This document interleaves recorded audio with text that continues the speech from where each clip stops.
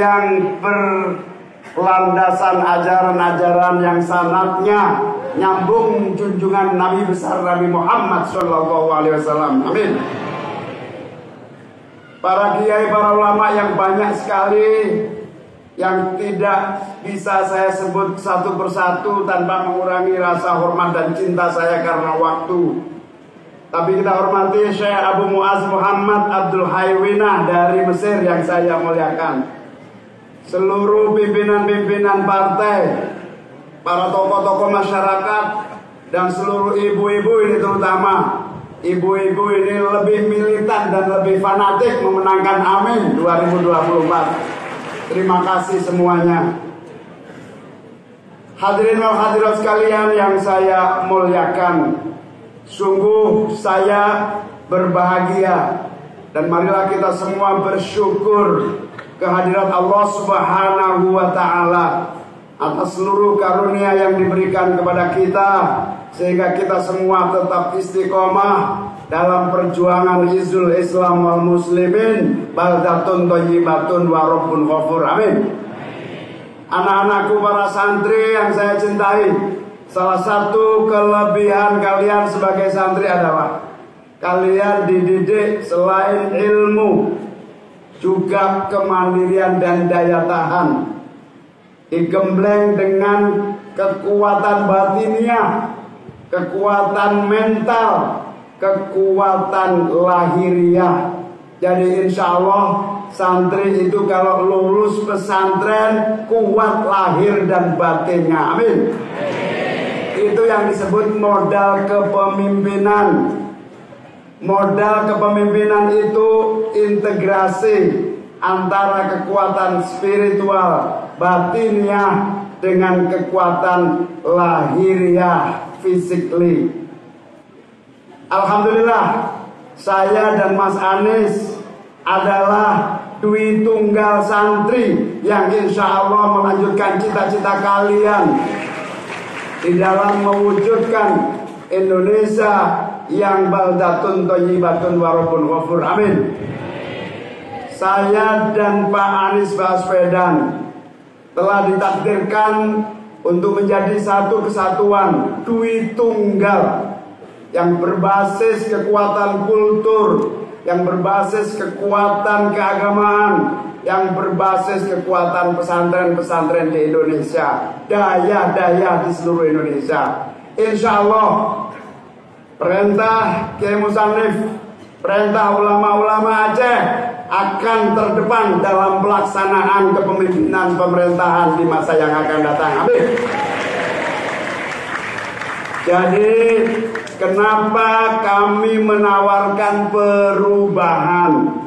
Karena kami tahu bangsa ini kaya raya, bangsa ini penduduknya luar biasa besar, bangsa ini memiliki kekuatan spiritual keagamaan yang kokoh. Seharusnya, semestinya bangsa ini lebih cepat makmur, lebih cepat adil, lebih cepat sejahtera. Akan tetapi senantiasa memiliki banyak hambatan. Insya Allah dui tunggal Anies Muhaimin siap mempercepat semua kemakmuran dan kesejahteraan rakyat kita. Amin, amin.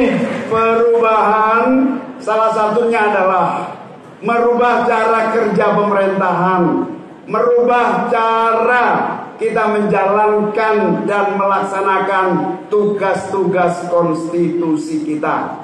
Contohnya, kalau pembangunan ekonomi selama ini hanya mengedepankan yang disebut sebagai pertumbuhan, tidak berpikir soal pemerataan. Makanya wajar kalau yang besar tambah besar, yang kecil tambah kecil. Kita ingin merubah, harus masuk unsur keadilan di dalam seluruh aspek pembangunan nasional melalui peran pemerintah dan negara. Aspek keadilan itu artinya apa? Semua kebijakan harus berubah. Bapak Ibu sekalian, setuju perubahan? Kalau saya ngomong perubahan, tolong dijawab amin. Perubahan, perubahan, perubahan. Perubahan itu antara lain kita membangun tidak saja berdasarkan sektor. Sektor itu misalnya infrastruktur, sektor apa lagi? Apa? Pendidikan, kesehatan, apalagi budaya, agama, itu sektor. Itu kita lanjutkan.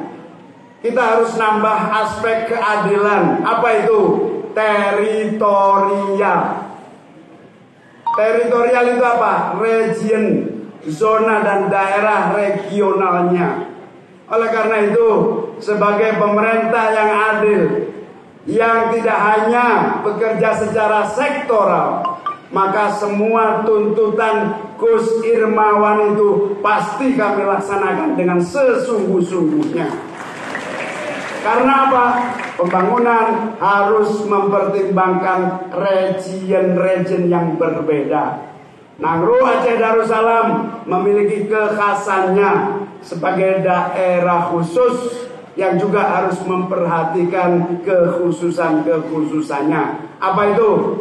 Kalau kami memerintah nanti, Pak Anies dan saya akan kita lanjutkan dana untuk kekhususan Aceh, bukan hanya sampai 2027, akan kita perpanjang terus dan perpanjang terus. Amin. Bahkan kalau pemerintah daerah Aceh melaksanakan pembangunan dengan dana khusus secara adil, transparan dan digunakan untuk rakyat, kita tambahi dan kita perpanjang sampai kiamat. Allahumma amin.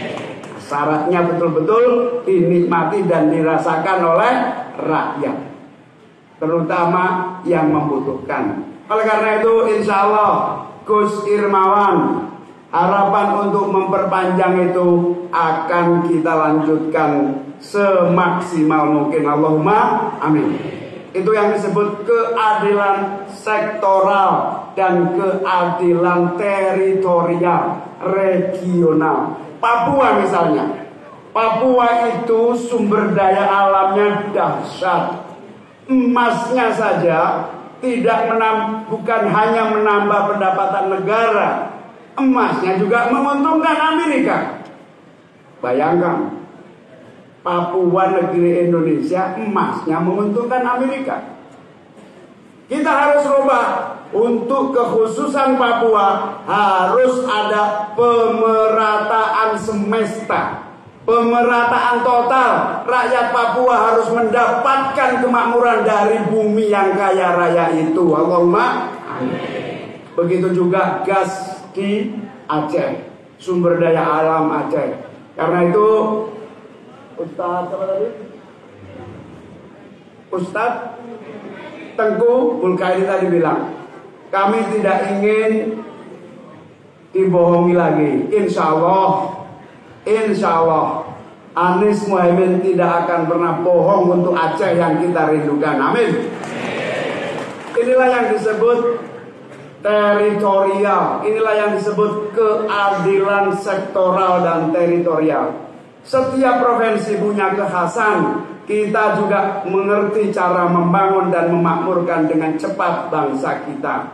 Dengan demikian, amin, Anies Muhaimin akan mewujudkan cita-cita kita semua dalam 2024-2029. Allahumma amin. Gus Irmawan tadi juga menyampaikan yang kedua soal pelaksanaan undang-undang.